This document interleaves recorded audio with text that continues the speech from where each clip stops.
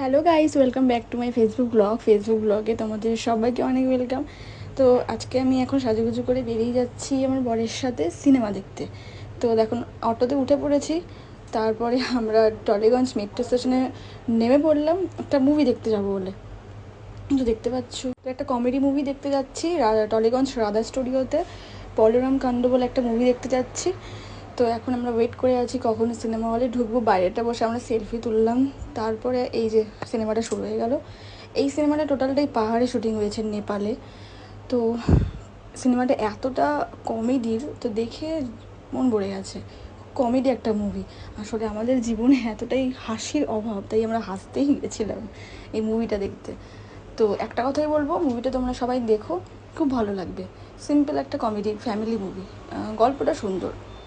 তারপরে আমরা মজা করতে করতে সিনেমা দেখলাম, হাতে কুরকুরে নিয়ে, সেটা দেখাতে পারিনি। আর এই যে নায়ক আর নায়িকা, তো লাস্টে হ্যাপি এন্ডিং হয়ে গেছে।